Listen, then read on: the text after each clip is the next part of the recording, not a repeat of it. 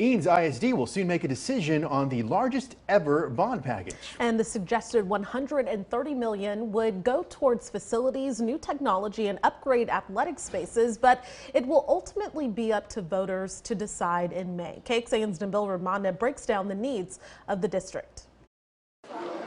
More than 8,000 students walk the halls daily at 9 schools across Eanes ISD. And all the campuses are important. They all have their own specific, unique needs. And over time, those schools need upgrades, says Jeremy Trimble, who's in charge of operations and planning in the district. You know, the core of Westlake High School is still there from the late 1960s. The Eanes ISD Citizens Bond Advisory Committee just submitted their final recommendation to the board to address those needs.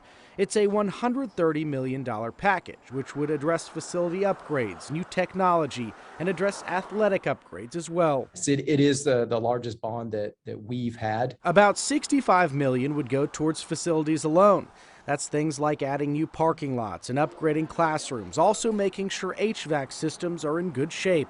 Luckily, we're not building brand new facilities and having to deal with some of those escalated costs that other districts are having to deal with right now. Trimble says the school tax rate will not be impacted if passed. Obviously, with values of homes going up, there may be an increase in value, which may lead to an increase in taxes, but the school district tax rate would not increase. Almost every school would receive some of the upgrades. None of them really stand out. They all need different things.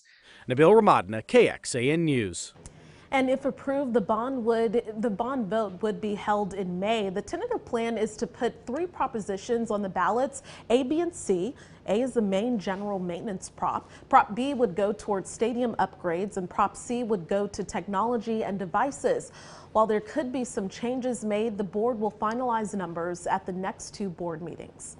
And giving you some context here, the number of school bonds passed by voters has dropped, and the Texas Association of School Boards has noticed that's corresponding with changes to state law, including requiring, quote, "This is a property tax increase on ballots, even if the district can pay back the bond without raising the tax rate." Normally, statewide, the number of bonds passed hovers between 70 and 80%. Last year, it was closer to 50%. In fact, in the November election, Dripping Springs ISD voters said no to 3 different bonds, which would have totaled more than $480 million. Pflugerville ISD voters said no to a proposition calling for stadium improvements.